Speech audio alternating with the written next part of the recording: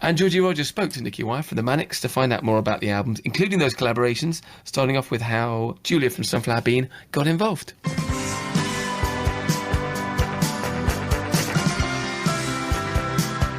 Did they come and join you in the studio, or was that done remotely? Yeah, it was impossible to do that way, but Sunflower Bean had played with us at Cardiff Castle it's probably a couple of years ago now. It feels like yesterday. I just love Julia's voice, so I just planned, this is what you do really with people you like. It just, if they don't want to do it, it's no big deal, but she really liked the song and just did it in New York, but just came back in and we just couldn't stop smiling. It was just exactly what we'd hoped for. Just a cool, icy Scandinavian feel to it.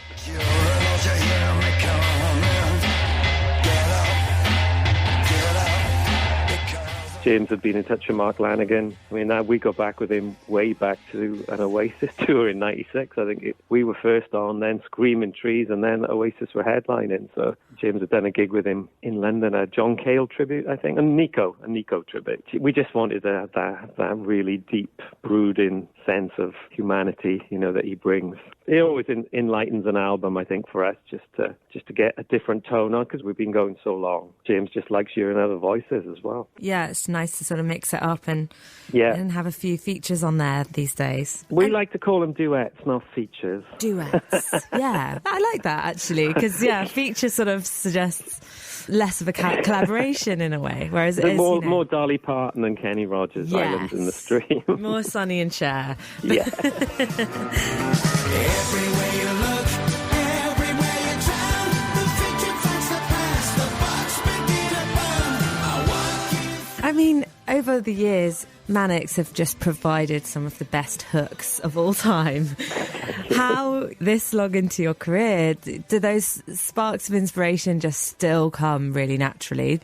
Yeah, I'd be lying to say it happens all the time, because certain songs are just sometimes can be a dirge. I think for this record, it did. I don't know. It felt like a lot of it was rooted in our record boxes when we were younger. So the melodies really kind of flowed easily on this album because we set ourselves those parameters not to be afraid of all those hooks. Sometimes you want to make a bleak album or something that's reflective of a different period. But with this, I don't know. Everything that, and because James wrote so much of it on the piano, perhaps that just, endeared it to that kind of record that it's become. It's the lead instrument, let's face it, has usually been the guitar and the lyrics, but on this one it's much more piano-based. Like, I don't know, post-Eno Roxy music was a big thing going on in this. Bowie's Lodger, sort of Bring On the Dancing Horses, Echo and Bunnymen. James had a massive George Benson period. Listened to this record, and ABBA was a massive thing as well. So lots of stuff like that popping up.